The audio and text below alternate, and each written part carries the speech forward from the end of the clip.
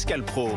Et vous? Et de 11h à 13h sur Europe 1, vous pouvez composer le 01 80 20 39 21 pour réagir avec Pascal Praud et échanger avec notre invité Pascal Manon Aubry, députée européenne de la France Insoumise. Que je salue, Madame Aubry, d'abord bonne année, belle et heureuse année. À vous aussi. Qu'est-ce qu'on peut vous souhaiter en ce début d'année?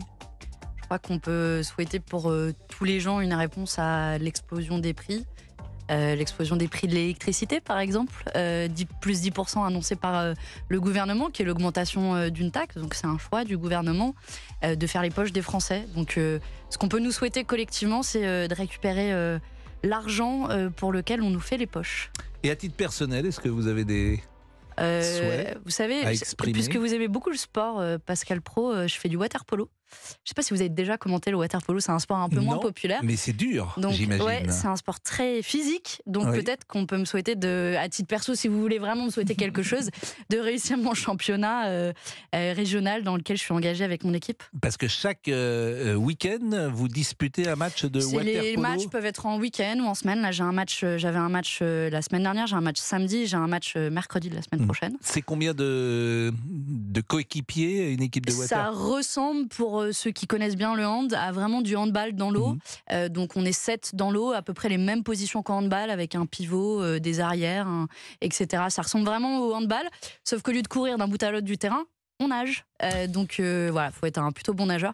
Ça me permet de faire la promotion, 1, du water polo, qui est un sport trop méconnu, 2, d'une discipline olympique pour laquelle peut-être qu'il faudrait un vrai ministre des Jeux Olympiques en année de JO et un ministre séparé de l'Éducation nationale qui a fait la démonstration qu'elle n'avait plus rien à faire là.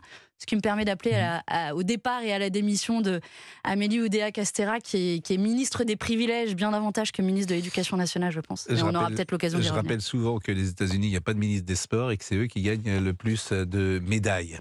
Oui, mais moi, vous savez, j'ai commencé la natation à une époque où il y a eu un grand investissement pour que les gamins de notre pays puissent nager. Vous vous souvenez, c'est les piscines tournesol qui ont un peu... On en a tous, si vous sortez de Paris aux quatre coins de la France. Moi, j'ai appris à nager dans une petite piscine tournesol parce qu'il y a eu une vraie politique à l'époque du gouvernement d'investir dans le sport pour tous et que ce soit accessible.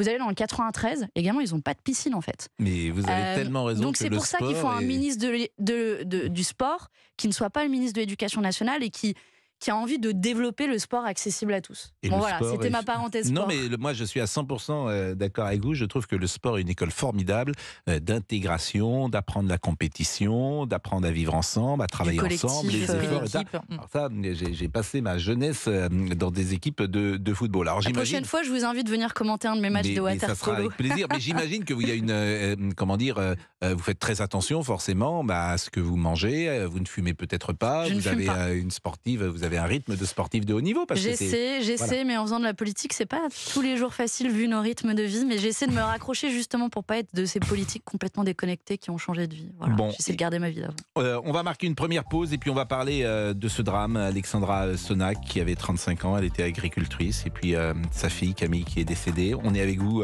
jusqu'à 12h, je crois, et vous allez pouvoir échanger également avec les auditeurs et puis nous dire la position de la France Insoumise sur ce dossier de la paysannerie française. À tout de suite. Vous écoutez Pascal Praud et vous de 11h à 13h sur Europe 1 et pour échanger avec notre invité Manon Aubry, vous composez ce téléphone. Europe 1. Pascal Praud et vous. De 11h à 13h sur Europe 1 avec notre invité Pascal Manon Aubry, députée européenne de la France Insoumise. Elle s'appelait Alexandra Sonac, elle avait 35 ans, elle était agricultrice, c'était la maman de 2 enfants et sa fille Camille avait 12 ans. Toutes les deux ont été, vous le savez, mortellement fauchées hier par une voiture alors qu'elle se trouvait sur un barrage routier dans l'Ariège. Un drame absolu, une famille détruite. Le mari, âgé d'une 40aine d'années, est grièvement blessé. Alexandra avait publié il y a 2 jours une photo d'elle sur les réseaux sociaux. Parce que j'aime mon métier. Elle se disait fière d'être agricultrice, le plus beau métier du monde. C'est difficile de se faire entendre, comprendre et soutenir, disait-elle. Selon le procureur, il n'y a pas eu d'intentionnalité de tuer. Les occupants de la voiture sont sous le coup d'une obligation de quitter le territoire au QTF. Ce sont des Arméniens dont les demandes d'asile ont été refusées. 82% des Français d'ailleurs soutiennent le mouvement selon un sondage Harris, ce mouvement social des agriculteurs. Mais je vous propose d'écouter Arnaud Rousseau, qui est le président de la FNSEA, qui était ce matin sur France 2 et qui a parlé de ce drame. C'est une terrible nouvelle que nous avons appris hier matin de cet accident à Pamiers, de cette mère de famille qui dormait avec son mari et sa fille. Et cet accident qui nous a tous bouleversés, elle était adhérente de notre syndicat, elle avait l'agriculture qui lui coulait dans les veines. Et évidemment, aujourd'hui, on est tous sonnés. Sonnés, mais en même temps déterminés à ce qu'on puisse poursuivre cette action de colère qui s'exprime. Parce que finalement, ce qui se pose comme question, c'est qu'est-ce qu'on veut demain en France dans nos assiettes. Et c'était ça le combat de cette femme aussi. Et donc, ça nous oblige aujourd'hui à poursuivre cette action et à obtenir des résultats. Bardella, qui est le président du Rassemblement national, a rappelé que ces individus n'auraient pas dû être sur le territoire. Les drames se suivent et se ressemblent. Ce drame horrifie la France entière. Et j'aimerais apporter évidemment mon soutien à l'ensemble des agriculteurs. D'abord à la famille d'Alexandra et de Camille, respectivement 35 ans et 12 ans, qui sont morts pour avoir défendu, en tout cas s'agissant de cette agricultrice, leur métier, leur travail qu'ils exercent avec passion, à l'heure où l'agriculture en France fait probablement face à l'un des plus grands plans sociaux en fait, de l'économie française, de l'histoire de notre nation et de l'histoire de notre société. Je dis que les drames se suivent et se ressemblent, car en réalité, ces individus n'auraient pas dû être sur le territoire de la République française. Je sais qu'à chaque fois qu'on fait des constatations, les mouvements politiques se lèvent, crient à la récupération, mais les faits... Parce que nous parlons d'un terrible accident. Les faits sont là. Ces individus n'auraient pas dû être sur le territoire de la République française. Manon Aubry qui est avec nous, est-ce que vous diriez que le Rassemblement national fait de la récupération en soulignant que ces 3 personnes étaient des OQTF ? Permettez-moi de dire mon émotion face à un drame terrible. Vous l'avez dit, c'est une agricultrice, Alexandra Sonac, qui défendait son métier. Juste le fait de pouvoir vivre de son métier. Et elle en est morte. Sa fille de 12 ans, Camille, également. Son mari grièvement blessé. En fait, là, d'abord, j'ai juste envie de dire ma peine face à ce drame terrible, parce qu'aujourd'hui, c'est toute la profession qui est endeuillée, en fait. C'est l'ensemble du monde agricole qui est endeuillé. Ce drame s'ajoute au drame quotidien, en fait, du monde agricole. Vous avez un agriculteur qui se suicide tous les 2 jours dans notre pays.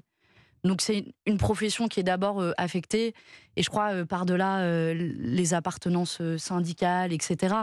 Enfin, juste aujourd'hui, les agriculteurs de notre pays se sont levés en disant qu'il y a l'une des leurs qui a perdu la vie pour avoir défendu le fait de pouvoir vivre et survivre de son métier. Alors justement, Roch est avec nous, il est agriculteur. Bonjour Roch. Bonjour Pascal. Vous êtes agriculteur, vous avez quel âge ? J'ai 26 ans. Vous êtes dans quelle région de France ? Dans le Rhône, sud du Rhône. Est-ce qu'on peut savoir ce que vous faites comme culture ?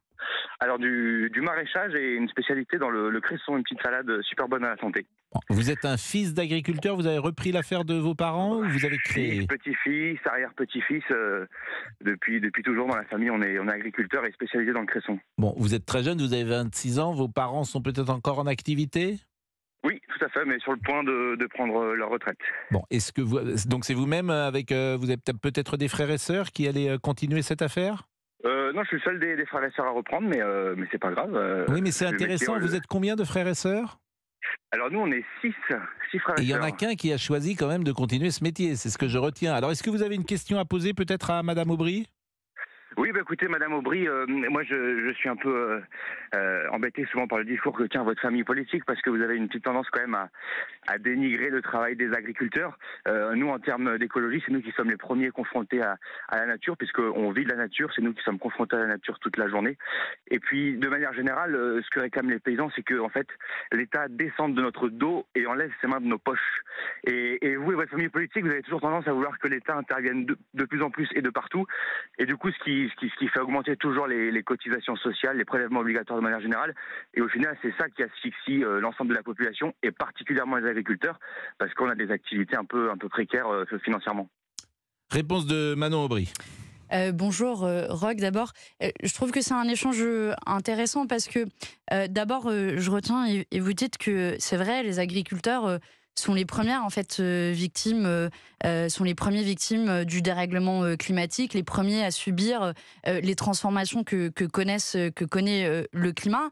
Et vous avez dit un truc sur le fait que globalement l'État vous fait les poches, mais moi je vais plus loin que ça. L'État vous fait les poches et l'État en fait refuse de réguler pour vous rémunérer. En fait, c'est le problème. Moi, ce qui me frappe dans cette crise, mais vous allez me dire si c'est votre cas, c'est que quand nous tous, là, on fait nos courses, les prix de nos denrées alimentaires, des pâtes, du lait, ou même on va prendre des produits maraîchers dans votre cas, ils ont augmenté en moyenne de 20%, et la rémunération des agriculteurs, elle a baissé en moyenne de 10%. Donc vous allez nous dire si c'est votre cas, si votre rémunération a baissé, mais donc il y a un problème. Les prix augmentent et le salaire, la rémunération des agriculteurs baisse. C'est qu'il y a un problème au milieu. Au milieu, il y en a qui se sont gavés. Oui, notre rémunération baisse parce qu'on ne peut pas répercuter toutes les augmentations des matières premières, etc. Mais pourquoi est-ce que tous ces prix augmentent? Parce que le coût du travail est beaucoup trop cher, parce que l'État est obèse et ponctionne ceux qui travaillent. Et moi, ce que je disais tout à l'heure, c'est que j'en veux vraiment à votre famille politique de toujours vouloir que l'État accueille la terre entière et du coup augmente les impôts pour pouvoir financer tout ça. Et au final, c'est nous qui en pâtissons le plus, nous les agriculteurs, parce que comme vous le dites, on est les premiers avec la matière première, avec la nature et avec des exploitations un peu fragiles financièrement. Moi, je veux dire ce que je défends vraiment. La première chose, c'est que le travail, il paye. Que les agriculteurs puissent vivre de leur travail. Et donc, si on veut que les agriculteurs puissent être rémunérés, il y a deux choses à faire. C'est un prix minimum de rémunération, ce qu'on appelle un prix plancher. Nous, c'est ce qu'on a défendu. Vous allez encore mettre le rôle de l'État là-dedans. Il y a des fonctionnaires qui vont devoir être payés. Monsieur, on veut que vous soyez augmenter le coût du travail. On veut que vous soyez payé à votre juste prix. Donc c'est pas normal que quand vous vendiez vos produits, vous pouvez pas les vendre à un produit qui puisse vous rémunérer. Moi, ça c'est la première chose. Et la deuxième chose... Mais le souci qu'ont les agriculteurs aujourd'hui, c'est les normes européennes qui ont été imposées. Et je lisais hier une tribune que vous avez peut-être lue de François-Xavier Bellamy et de Anne Sander, qui dit la responsabilité écrasante de la Commission européenne dans le malheur de nos agriculteurs. Vous avez raison. Alors, je ne sais pas si vous partagez cette analyse, mais la Commission a mis en œuvre un projet, des nouvelles réglementations qui se sont succédées, la loi dite restauration de la nature a constitué un moment emblématique, etc. Et ça d'abord, c'est très compliqué. Et puis, cette décroissance-là, elle fait que nos amis, les agriculteurs, peuvent moins produire et sont en difficulté financière. C'est quoi le problème européen ? D'abord, c'est le problème d'une politique agricole commune qui ne répond pas aux besoins des agriculteurs. Quand la PAC a vu le jour il y a quelques dizaines d'années, c'était pour que les agriculteurs soient rémunérés. Et je veux dire, moi j'en ai marre de tous ces hypocrites. François-Xavier Bellamy, Jordan Bardella, les macronistes, ils ont tous voté pour cette PAC-là. Donc ils sont comptables de la manière dont fonctionne cette PAC et le fait qu'il n'y ait pas de prix rémunérateur pour les agriculteurs. Et le deuxième problème de cette Union européenne, c'est la concurrence déloyale. Parce que, monsieur, Roch, vous êtes maraîcher. Mais le problème, c'est qu'il y a une concurrence qui vient des quatre coins du monde. Moi, j'ai été la seule avec mon groupe à me battre notamment contre un accord de libre-échange avec la Nouvelle-Zélande qui a été voté il y a quelques semaines. En Nouvelle-Zélande, c'est le premier exportateur de lait au monde. C'est quoi le sens de faire venir de 20 000 km d'ici du lait qui est produit, vous avez raison, pas avec les mêmes normes sociales et environnementales. Par exemple, il y a un pesticide qui s'appelle l'atrazine, qui est autorisé en Nouvelle-Zélande et qui est interdit en France et en Europe. Et on va faire venir ça sur le sol européen. Par exemple, vous pouvez les accords de libre-échange, c'est une folie. Vous pouvez partager, parce que j'entends beaucoup de paysans aujourd'hui dire exactement ce que vient de dire Madame Aubry. C'est-à-dire que ces accords de libre-échange vous mettent en difficulté. Ah bien sûr, il faut les stopper immédiatement ou compenser en mettant des taxes sur les produits qui viennent de l'étranger pour que nous restions compétitifs et en concurrence loyale. Mais le paradoxe, c'est que le gouvernement dit à Paris qu'il défend les Français. Exactement. Et il est mondialiste et écologiste à Bruxelles. Donc il y a une sorte de double discours qui peut étonner. Mais là, je pense que beaucoup de gens seront d'accord avec Madame Aubry là-dessus. Qu'est-ce que vous réclamez au fond ? Quelle est la mesure principale que vous aimeriez, Roch, voir appliquée ? Même si j'ai appris également que nous donnons 22 milliards. L'agriculture française donne 22 milliards à l'Europe et n'en reçoit que 11. Donc ça peut quand même effectivement étonner et choquer. Je ne sais pas si vous avez les mêmes chiffres que moi, mais je pense que vous parlez de la contribution de la France à l'Union européenne qui est de 22 milliards et en effet la PAC, ce qu'on reçoit, c'est 11 milliards d'euros. On est les premiers à recevoir de la PAC, mais je suis d'accord, c'est pas suffisant. On donne plus. Mais surtout, on donne plus qu'on reçoit. On a une petite menace dont on n'a pas parlé. Oui. Là, la moitié des poulets que nos gamins ils mangent à l'école, ça vient d'Ukraine. aux portes de l'Union européenne. Donc non seulement on est vulnérable parce qu'on importe des produits de l'autre bout du monde à cause des accords de libre-échange, mais en plus, les importations de poulet et d'œufs ont été multipliées par 2 depuis l'Ukraine, alors que le coût de production, il est 75% inférieur. Roch, quelle Donc est c'est la pour ça que mesure l'Ukraine, c'est aussi un vrai sujet, et c'est pour ça que nous, on s'opposera à ce que l'Ukraine rentre dans l'Union européenne, sinon ça rendra vulnérables nos agriculteurs. Et non seulement on ne recevra plus de 11 milliards d'euros de la PAC, là, mais ça ira tout à l'Ukraine. Roch, une ou deux mesures essentielles selon vous? Eh ben, pour très bien symboliser la mesure que nous voulons voir mettre en place, c'est que l'État enlève ses mains de ses poches en faisant une baisse généralisée des taxes pour nous laisser un peu souffler au niveau de trésorerie. Oui, mais la baisse des taxes, elle ne peut pas être que pour les agriculteurs. Elle mais serait de manière pour tout générale, le monde. je suis d'accord avec vous, mais là, j'ai peur que... J'ai peur que ce soit un vœu pieux, forcément, puisque déjà d'argent, on en manque avec le quoi qu'il en coûte. Donc ça ne se fera pas.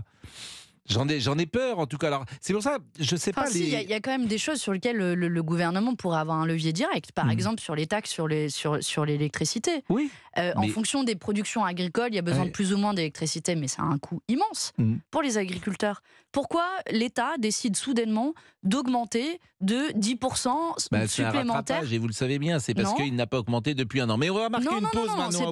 C'est parce que l'État fait le choix de suivre la logique du marché de l'électricité qui fait qu'en 2 ans, ça a été plus 45%.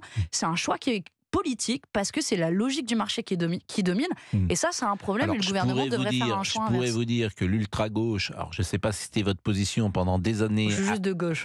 Ou de gauche, à condamner le nucléaire qui nous permettait de produire notre électricité et d'être autonome et indépendant, et que bien souvent on a fermé des centrales nucléaires et qu'aujourd'hui, à cause de cela, on est peut-être en difficulté sur le plan... C'est le gouvernement qui était au pouvoir et qui s'est empêtré à... Mais vous avez eu des positions sur le nucléaire, notamment le PR de Flamanville qui a coûté 10 milliards d'euros. Mais le problème, c'est qu'on est aligné sur les prix du gaz et que ça explose. La pause, on revient tout de suite. Pascal Praud vous accompagne de 11h à 13h. Excellente matinée sur Europe 1. Bloquer Paris n'est pas une option à ce stade, assure la FNSEA qui annonce des actions dans 85 départements d'ici vendredi. La colère agricole s'étend. Ce matin, près de 200 tracteurs bloquent la rocade de Bordeaux. Blocage aussi autour de Lyon ou en Occitanie. La FNSEA, premier syndicat agricole français, communiquera ce soir une quarantaine de revendications claires, certaines ayant besoin d'une réponse tout de suite. Selon un sondage exclusif pour Europe 1, CNews et le JDD, 94% des Français sont favorables à l'interdiction d'importer des produits agricoles qui ne respectent pas les normes françaises. Notez qu'une minute de silence a été observée ce matin par les agriculteurs en hommage aux 2 victimes, une agricultrice et sa fille percutées hier par une voiture sur un barrage en Ariège. Un avion militaire russe s'est écrasé avec 65 prisonniers ukrainiens à bord. Le président de la Douma russe accuse Kiev d'avoir abattu l'appareil. L'Ukraine n'a pas réagi pour le moment. Premier arrivé, premier servi. Les ventes de billets de train pour les vacances de printemps et les ponts de mai sont ouvertes. Les vacances scolaires s'étalent du 6 avril au 5 mai selon les zones. Oui. Non, mais avec les ponts du mois de mai, c'est très intéressant en plus cette année, Émilie. En déposant, je crois, 3-4 jours, on peut presque être absent 3 semaines. Eh bien, allons-y. C'est déjà fait. Ah oui, mais je vous ai même pas dit bonjour. Ah oui, mais on est en plein phase, je ne veux pas vous déranger. Bonjour, moi j'ai déjà tout posé. Vous ne m'auriez plus pendant 15 jours après. Non, mais vous rigolez, j'espère que vous serez avec nous. Oui, bonjour Fabrice Lafitte, et je n'ai pas dit bonjour non plus à monsieur Olivier Guénec qui est là, mais je vous entendais pas, vous étiez intimidé par madame Aubry. Ah oui, maintenant que vous gagnez beaucoup d'argent, monsieur... Ah mais vous parlez à moi là? Oui, monsieur Guénec. Oui, non mais écoutez, je ne vais pas vous déranger, vous êtes avec Émilie Dez, on est en plein flash info. Maintenant que vous gagnez beaucoup d'argent à Europe 1, vous allez voir avec la France Insoumise. Non mais vous êtes tellement amoureux de Manon Aubry que j'ose plus vous déranger, c'est ça la vérité. Mais vous allez voir les impôts maintenant, vous allez donner, écoutez, il y a des nouvelles tranches et tout. Regardez les vôtres déjà. On fait moins le malin là. Plusieurs. D'ailleurs, on parlera de votre politique fiscale, ça m'intéresse beaucoup. Oui. Ça a perturbé Pascal. On termine avec le cinéma. Arrêtez, laissez-la travailler.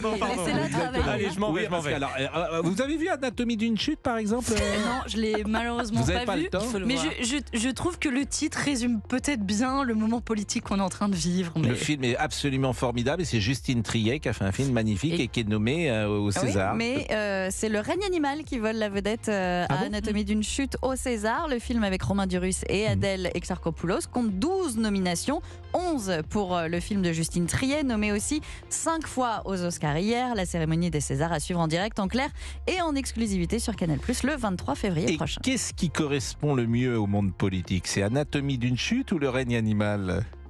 Manon Aubry.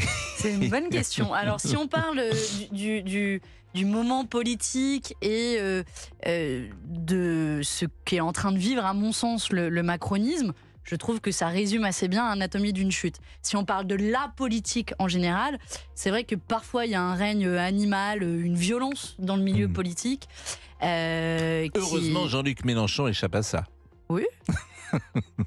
Vous trouvez pas? Non, pas vraiment, mais je suis pas sûr que ces derniers mois, et c'est une question d'ailleurs que vous devez vous poser, et on va la poser juste après ça. Europe 1. Pascal Pro et vous. On repart en pub? Non. On continue sur Europe 1 avec Pascal Pro. Manon Aubry dit on repart en pub. Pas du tout. Parce que je m'étonnais, il y avait quand même beaucoup de pubs sur Europe 1. Oui, mais vous savez pourquoi il y a de la publicité? Parce que c'est intéressant votre question. En fait, quand vous allez à France Inter, c'est vous qui payez. Puisque France Inter, c'est le service public. C'est 600 millions d'euros pour tout Radio France qui est donné chaque année.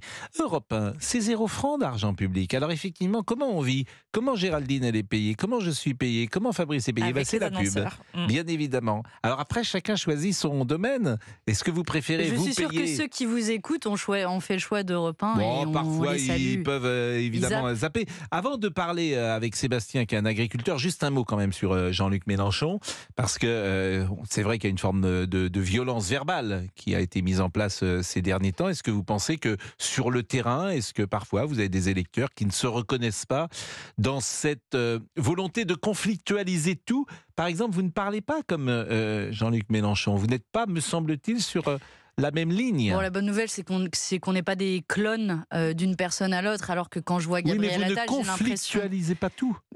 Ça dépend ce que vous appelez conflictualiser, mais puisque vous parlez du terrain, quand on va voir les gens, ou même là en ce moment, quand on va voir des agriculteurs. Moi, demain, je vais aller à Cavaillon voir des agriculteurs. J'en ai vu récemment, notamment dans la Creuse. Et qu'est-ce qu'ils disent, ces agriculteurs? Ils disent une colère, vous les entendez? Et c'est en fait la violence. C'est pas ma question. C'est une violence. Bah si, parce que quand vous avez une violence sociale qui est vécue par beaucoup de gens, c'est normal que les gens expriment une forme de colère et qu'on incarne cette colère. Moi, franchement, quand je vous dis que j'en ai marre qu'il y ait des grosses agro-industries qui fassent les poches de nos agriculteurs et que l'État fasse rien, je peux vous le dire avec un ton un peu énervé, parce que je suis sincèrement énervée et je pense que ça correspond à une aspiration du pays. Alors forcément, il y a des gens qui sont dans une situation beaucoup plus confortable. C'est des interventions sur les sujets, notamment de Gaza, ces sujets-là, mais on ne va pas reprendre... Non, mais on pourrait, voilà. Mais Gaza, on défend le cessez-le-feu. Même Emmanuel Macron a fini par se ranger derrière cette position, qui est une position qui est, je pense, raisonnable, que d'autres aient voulu apporter un soutien inconditionnel à des crimes de guerre. Ça les regarde, mais je pense que c'est une erreur politique et c'est normal qu'on le dise. Alors, on ne va pas parler que d'agriculture, mais aujourd'hui, évidemment, l'actualité, c'est l'agriculture, même s'il y aura un chapitre politique avec vous dans quelques instants. Mais Sébastien est avec nous. Bonjour Sébastien, parce que vous-même, est-ce que vous êtes agriculteur? Moi, je suis employé agricole. Vous êtes où, Sébastien? En Charente-Maritime. Et vous êtes dans quel domaine de l'agriculture?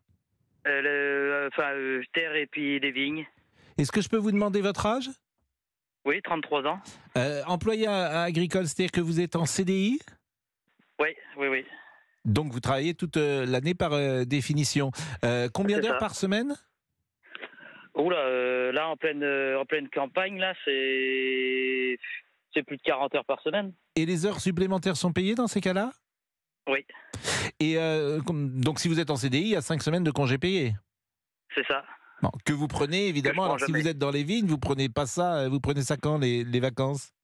Eh ben, on essaye d'en prendre un petit peu pour la période des fêtes pour être en famille. Et puis je prends que 2 semaines l'été. Ça fait que je prends à peine 3 semaines dans l'année, quoi. Et les 2 autres semaines, vous les laissez au patron? Eh ben, il me donne des jours quand j'ai besoin, parce que j'ai la chance d'avoir un super patron. Et puis voilà, ouais. Bon, c'est une exploitation qui marche bien quand même. Ah oui, mais faut pas qu'on se relâche, quoi. Alors, vous avez peut-être une question à poser à Madame Aubry? Mais moi, à l'origine, c'était par rapport à la hausse des prix et tout ça, le pouvoir d'achat.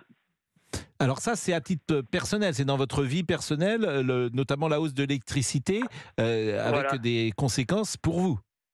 C'est ça, exactement. Et c'est ce que j'expliquais à Monsieur Boubou quand je l'ai appelé. C'est que c'est une grosse catastrophe, toutes ces hausses. Jusqu'à quand on va nous pomper comme ça, quoi? On peut plus vivre. Quand vous dites on peut plus vivre, vous vivez tout seul, Sébastien? Non, avec ma femme et ma fille. Donc il y a 2 salaires ou il y a que un seul salaire? Il y a à peu près 2 salaires, parce que ma compagne est saisonnière. Donc j'imagine, vous avez, je ne sais pas si vous êtes en appartement ou en maison, mais peut-être avez-vous un loyer ou des remboursements? Je suis propriétaire de ma maison, et oui, j'ai des échéances tous les mois. Donc forcément, le reste à vivre, une fois que vous avez payé vos impôts, si tant est que vous payez un peu d'impôts, j'imagine, s'il y a 2 salaires, vous payez quand même un peu d'impôts sur le revenu? Non, on est juste dans la tranche limite. Heureusement d'ailleurs, parce que sinon je sais pas comment on vivrait. Parce que avec donc un salaire, c'est indiscret de vous demander votre salaire mensuel net, Sébastien? Non, j'ai rien à cacher, je suis à 1 500 €. Donc avec 1 500 € plus votre épouse qui gagne également, même si elle est saisonnière, on peut imaginer que... quelque chose près à un SMIC, elle est à peu près à 1 200 €.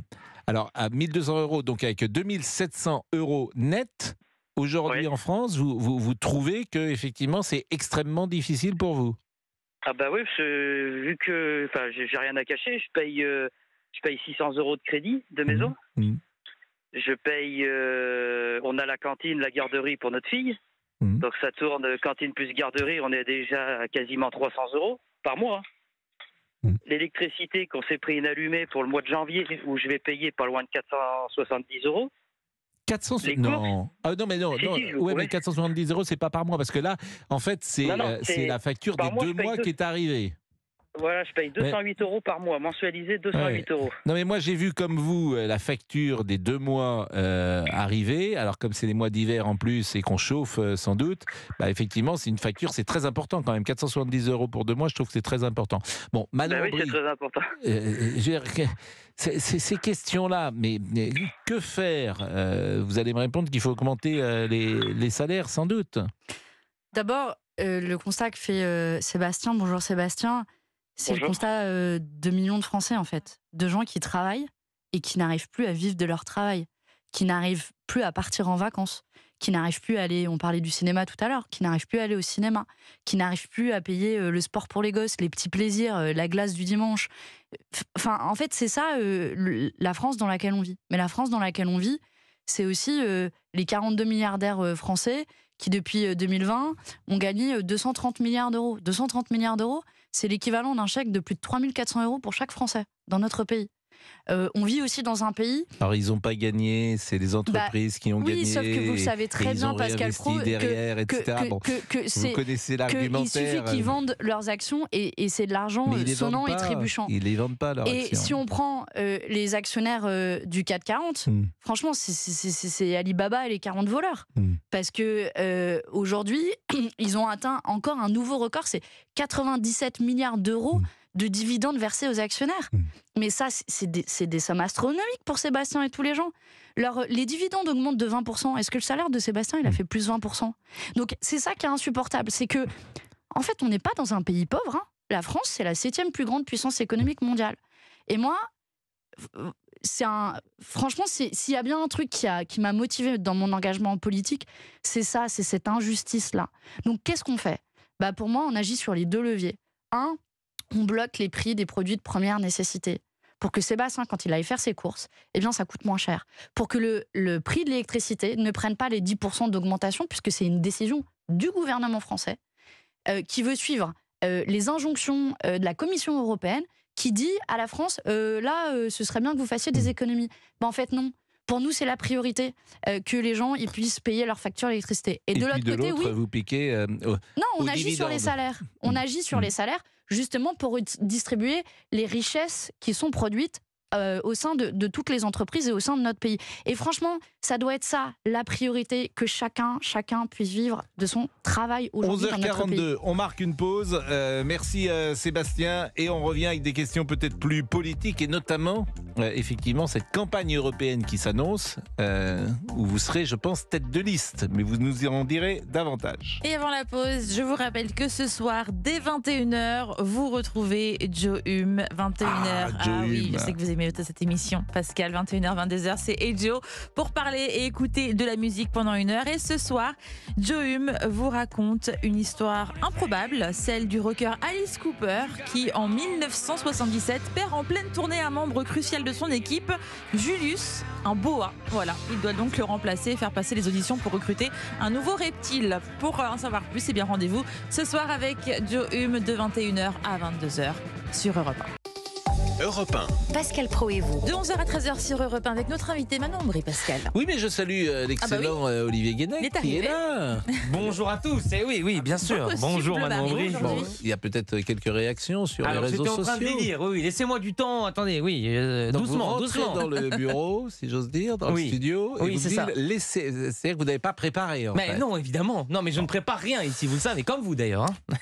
Oh non mais attendez, on va pas mentir ici. Non mais franchement. Vous voulez qu'on compte les points? Comment on nous parle.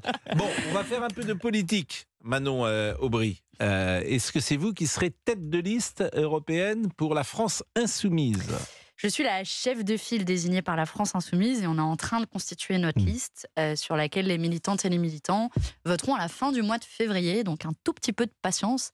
Mais rassurez-vous, vous allez me voir dans cette campagne, notamment pour défendre un peu le bulletin de salaire contre la vie chère.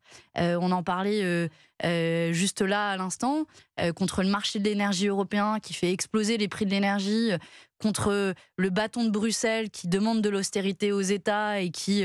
Du coup, l'État, il augmente le reste à charge pour les médicaments, il augmente le prix de l'électricité. Voilà, ça va être des sujets qu'on va porter. En plus de la question de la concurrence déloyale. Je redis juste un mot, si vous me le permettez, là-dessus, Pascal Pro, parce que j'ai oublié d'en parler tout à l'heure. Mais pour bien comprendre le problème du libre-échange, qui soumet à une concurrence déloyale nos agriculteurs, mais pas seulement, nos ouvriers, nos productions européennes, qui nous rend dépendants et vulnérables, moi, je propose une chose qui est très claire et très simple à mettre en œuvre dès maintenant. Ça s'appelle une clause de sauvegarde. C'est, dit autrement, non seulement on fait un moratoire sur les accords de libre-échange, mais tous les produits qui arrivent sur le sol européen, ils doivent respecter les mêmes normes sociales et environnementales que les normes qui existent en Europe. Mais c'est tellement logique ce que vous dites. C'est de la concurrence déloyale. Mais c'est tout l'inverse de ce que fait l'Union européenne. L'Union européenne, elle ouvre les portes et les fenêtres en disant mais venez, produisez dans des conditions sociales et environnementales, genre avec un salaire minimum à 200 € par mois, et venez faire de la concurrence déloyale à nos producteurs. Donc nos agriculteurs et nos producteurs mettent la clé sous la porte. Je voudrais vous poser 2-3 petites questions allez-y. Comme ça sur la politique. D'abord, il y a du monde dans votre couloir de nage, si j'ose dire. D'abord, mais rappelez-vous que je nage bien. Oui, c'est entendu.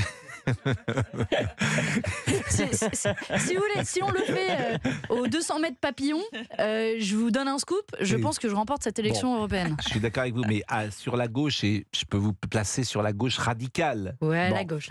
Mais allez-y, je vous en prie. Vous avez Léon Desfontaines qui va représenter le Parti communiste français. Vous avez Nathalie Arthaud qui va représenter Lutte ouvrière. Là, ça va être 3 listes avec des électeurs qui vont devoir se départager. Mais on peut mettre également les écologistes, parce que c'est quand même dans votre couloir de nage aussi. Vous aurez Europe Écologie Les Verts, a priori c'est Madame Toussaint. Vous aurez Equinox, a priori c'est Madame Cholet. Vous aurez également l'écologie au centre, avec Monsieur Jovennatori. Donc c'est encore 3 autres candidats. Tout ça, c'est à gauche. Bon, les sociodémocrates avec Glucksmann et Royal, qui vont pouvoir également, pourquoi pas, vous piquer du monde. Après, je m'arrête là. Mais ça fait 1, 2, 5, ça fait 8 candidats que je place plutôt à gauche. L'ANUPS n'existe pas.